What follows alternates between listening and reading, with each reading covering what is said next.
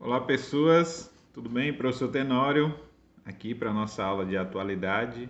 Hoje, como vocês estão podendo ver aqui, né, nós iremos falar sobre a terceira revolução industrial, da primeira revolução industrial à indústria 4.0. É uma nova forma hoje de se classificar, né, a revolução industrial pós 2000, 2010, que é a indústria 4.0, é um princípio novo, é um princípio que se baseia principalmente nas tecnologias do pensar e do conhecimento, ou seja, é aquele tipo de trabalho ou aquele tipo de ação que gere trabalho que não precise exatamente configurar algo físico, né? Vou dar um exemplo de uma empresa aqui, a Uber, por exemplo, né?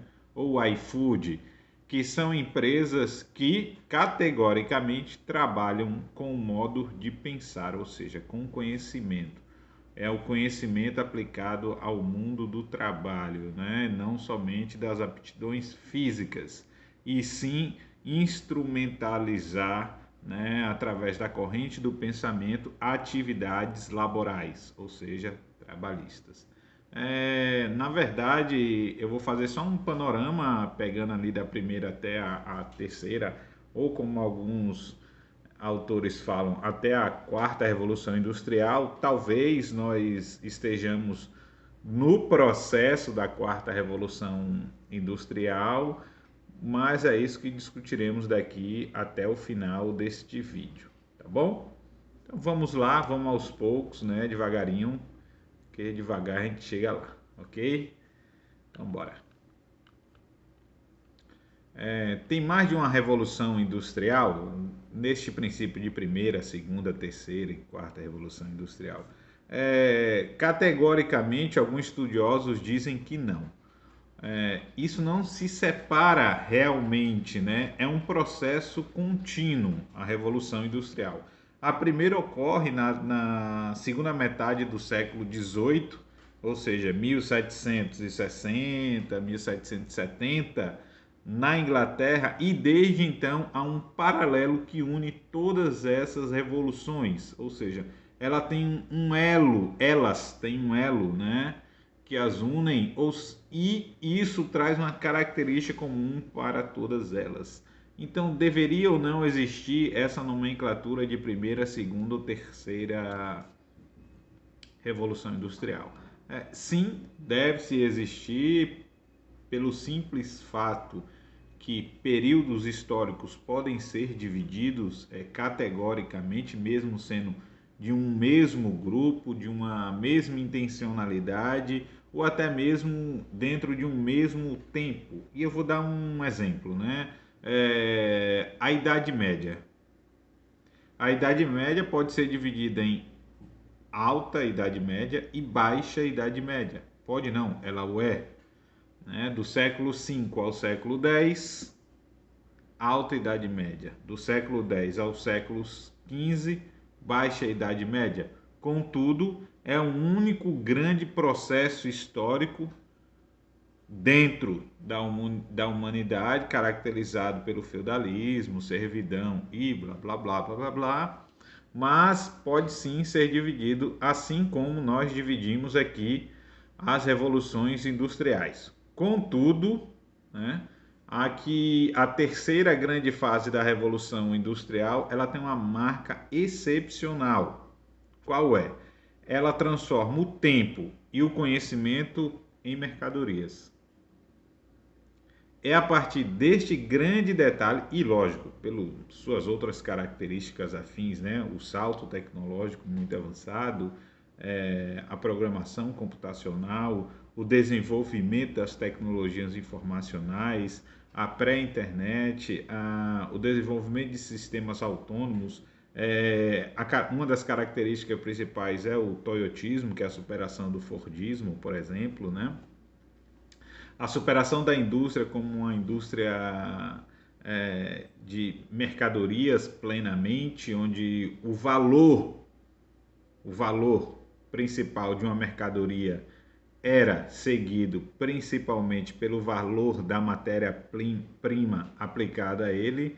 e hoje em dia não, hoje em dia as mercadorias tendem a ter não só o valor da matéria-prima agregado, mas todo um valor também de conhecimento, dedicação e tempo utilizado para se desenvolver um novo produto. Ok? Podemos dar um exemplo muito fácil desse campo de agregação de valores nos smartphones, por exemplo. Né? Os smartphones, eles têm, né, agregado em si não só o valor da matéria-prima deles, mas todo um custo necessário para desenvolvimento, pensamento, elaboração, evolução e conhecimento ali contido, ok?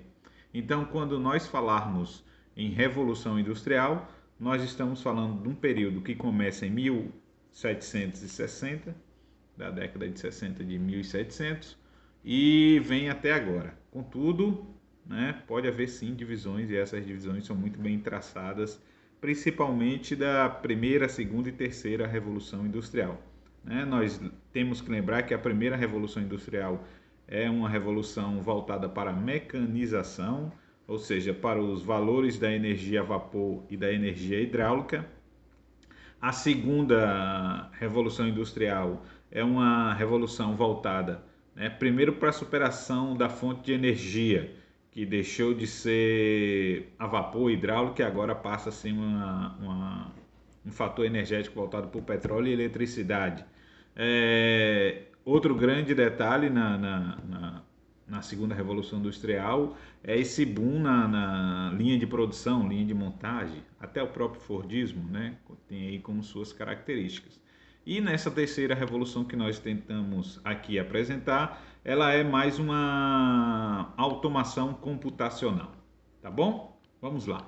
Talvez haja uma quarta que fala-se sobre os processos, principalmente de Big Data hoje em dia, da cibernética e de todos os processos de conhecimentos que são notórios no mercado de trabalho, né? Quanto maior o conhecimento, mais é o seu valor dentro de um mercado de trabalho, ou seja, tempo e conhecimento agora aí predispostos em uma única mercadoria. Vamos lá. Uma olhada ampliada através da linha do tempo. Eu peguei esse gráficozinho já montado aqui na internet, ficou bacana. Eu acho que eu vou até dar uma reforçada nele depois. Eu vou fazer um mesmo, só que para ficar mais nítido. Ele ficou meio que embaçado, né? Mas tá dando legal para ver. Primeira revolução industrial ali, que é o que tem como tear mecânico a sua grande representação. Na segunda revolução industrial, a linha de produção a partir de 1870 e o Fordismo como grande consequência de todas essas agregações tecnológicas. Nós temos que lembrar que as revoluções industriais, elas tendem a passar por processos em avanço na ciência e logo em seguida nos processos tecnológicos. Primeiro nós avançamos no campo da ciência e segundamente no campo tecnológico. Bem, a terceira revolução industrial é caracterizada pelos controladores lógicos de programação, ou seja, quando você automatiza, né, os movimentos, sei lá, bota uma máquina para cortar determinada madeira, plástico, isopor, papelão ou algo do tipo, fazer o formato. E a quarta revolução seria baseado em sistemas cyberfísicos, onde pensamento, pessoa externa e internamente poderiam trabalhar com modos cibernéticos. Até o próprio modo de aprendizado da máquina, né? Tem alguns robôs hoje em dia que eles sofrem, né, através do tempo, uma forma de aprendizado nova. Tá bom? Vamos lá. As revoluções que eu coloquei aqui, né? A primeira revolução industrial, que é um conjunto de mudanças que ocorre na Europa, principalmente, né? É a partir daí que ela vai circundar o mundo, é a superação do trabalho artesanal pelo trabalho fabril das máquinas. A segunda revolução industrial é o aproveitamento, né, a descoberta e aproveitamento dos novos meios de fontes de energia, o petróleo substituindo o carvão, a água, o urânio, a eletricidade em larga escala, né? Tem até um filme para indicar para vocês, falando um pouquinho sobre tecnologia, parece até o Tesla, né? E o Benjamin Edison, desculpa, Benjamin não, o Edison, falando sobre a descoberta da energia, né? Essa energia que a gente utiliza hoje em dia através do Tesla, né? Nikola Tesla, chama-se Guerra de Correntes. É um filme bem bacana, sabe? Bem corridozinho, assim, bem massa de se ver, ok? O nome é Guerra de Correntes, eu indico. Procura aí na internet, eu acho que tem na Netflix, alguma coisa do tipo. A segunda é isso, essa enorme característica, principalmente esse boom, né, dentro das indústrias, esse aproveitamento e descoberta de novas fontes de energia. O petróleo, né, o petróleo chega aí de uma maneira que arrasa o mundo, né, cerca o mundo aí através do petróleo. Começam a existir grandes conglomerados através da indústria do petróleo, do aço também, né, vai aparecer. E a terceira revolução industrial, que tem como um grande foco a modernização, né? A modernização principalmente nos meios de transporte, que eu vou colocar mais à frente também, e comunicação, ok? Vamos lá. Foi como é? Foi. A primeira revolução industrial, marcada ali pelo carvão, máquina a vapor, né? As principais mudanças que para vocês darem uma olhada, isso aqui é mais para vocês poderem vislumbrar o antes e o depois, né? Lembremos que a revolução industrial ela começa ali a impulsionar o mercado têxtil e depois o mercado de transportes, principalmente com as grandes locomotivas, né? Nós andávamos a cavalo e carruagem e a partir de então desenvolvemos todo um traçado que cortava as cidades e os países e colocamos trilhos sobre isso e grandes locomotivas em cima, né?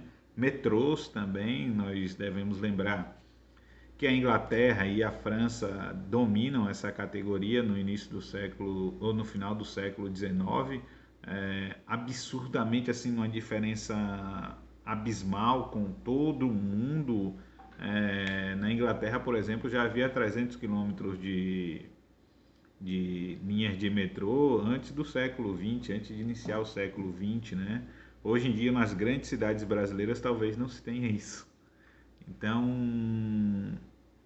foi um impacto, foi muito forte, principalmente nesses campos aí, né? Esse primeiro campo aí da transformação, né? Dos transportes.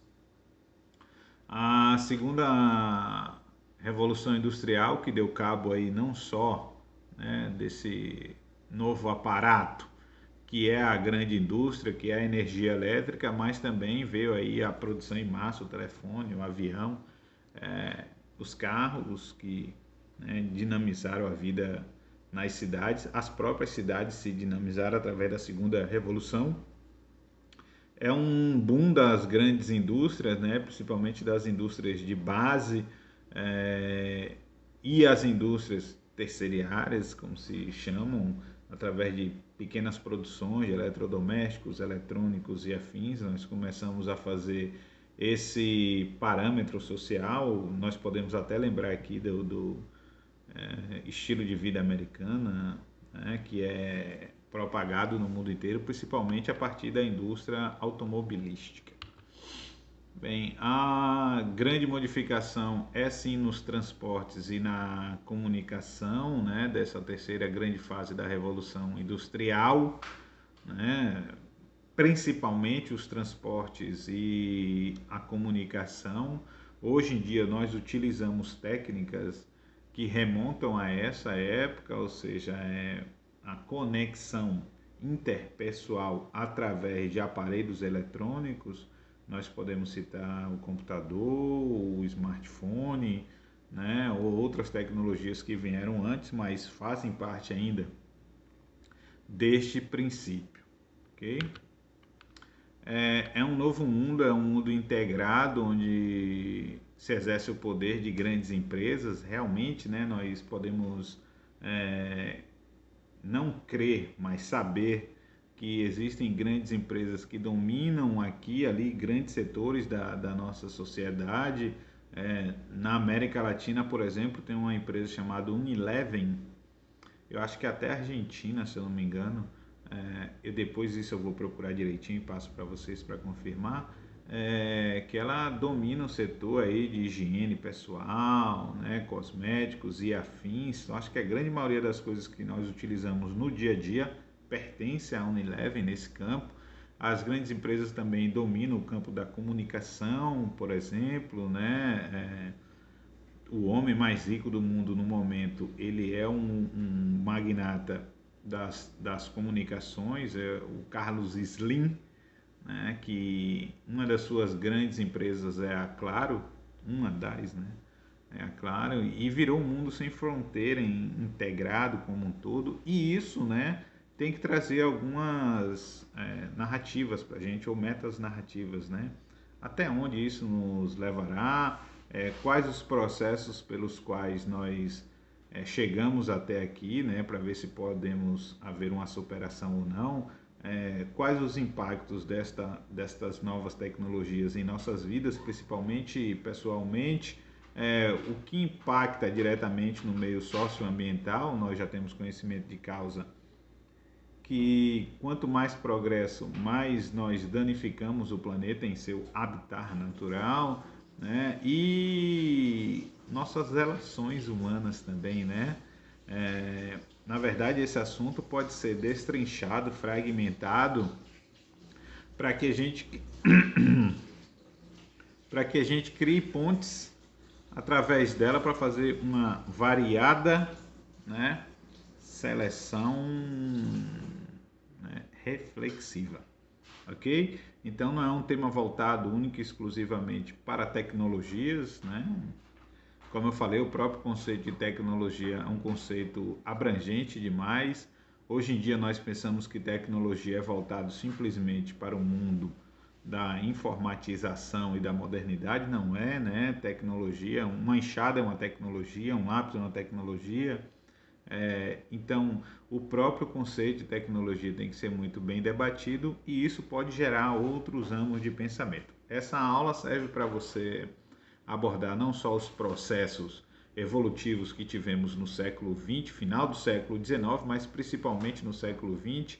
O Eric Hobsbawm vai falar que é o século breve, né, que passa muito rápido devido às suas modificações constantes. 2010 era uma coisa, 2020 é outra coisa totalmente diferente, né? Para quem viveu o ano 2000 era uma coisa assim, e o ano 2010 já tinha smartphone, tinha isso, tinha aquilo. Eu andava na rua em 2010 com lanterninha mal, né? E em 2010 já tinha iPhone, não sei o que, modificou tremendamente a vida depois disso. E serve para isso, né? Para uma reflexão sobre o que é, sobre o que não é, quais os processos, até onde podemos avançar, até onde podemos perder determinados valores devido à tecnologia e até onde ganharemos, né, com essa mesma tecnologia, ok? Gente, muito bom falar com vocês. Até a próxima. Valeu!